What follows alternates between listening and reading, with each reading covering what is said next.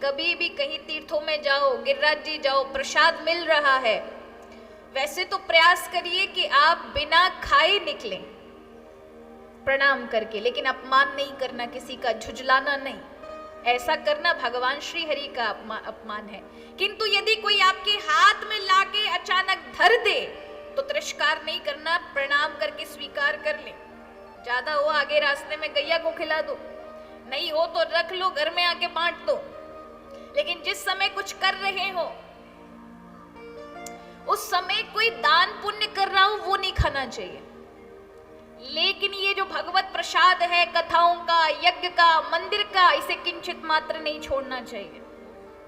समझ आया? ये दो प्रकार के प्रसाद होते हैं, एक होता है मंदिर में बंटने वाला, एक होता है भागवत जी में बंटने वाला, एक होता है यज्ञ के माध्यम से बंट रहा है, कोई संत के माध्यम से, इसको नहीं छोड़ना चाहिए। किंतु कोई दान पुण्य कर रहा है, अब आपको पता थोड़ा ना, मेरे काय को धन्यवाद को आप ले रहे हो मेरे, तो आप जो भी पुण्य करेंगे उसका दशांश उस व्यक्ति को मिल जाएगा, और उसका अपराध कहीं ना कहीं आपको अन्य के रूप में मिलता ही मिलता है। पर यदि यहां पर भी अंतर है, यदि आप भगवान का भोग समझ के ग्रहण कर लेते हैं तो वहां आपको तो लाभ मिलता है और उसको भी लाभ मिलेगा।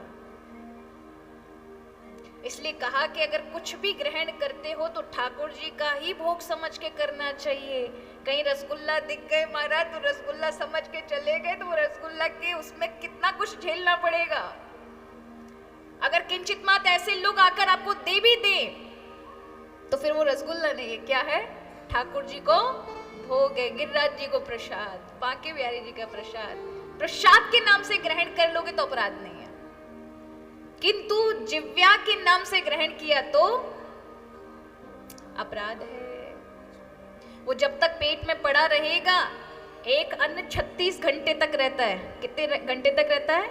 24 घंटे नहीं, 36 घंटे तक उसका असर आपके शरीर में रहेगा।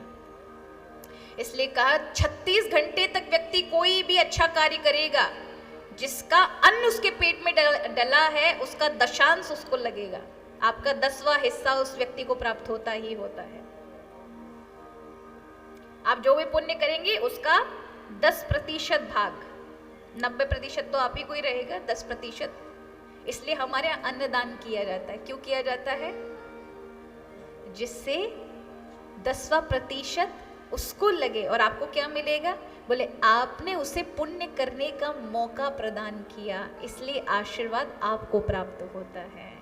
तो दोनों का सामंजस्य हो जाता है महाराज। इसलिए ठाकुर जी का प्रसाद कभी नहीं छोड़ना चाहिए।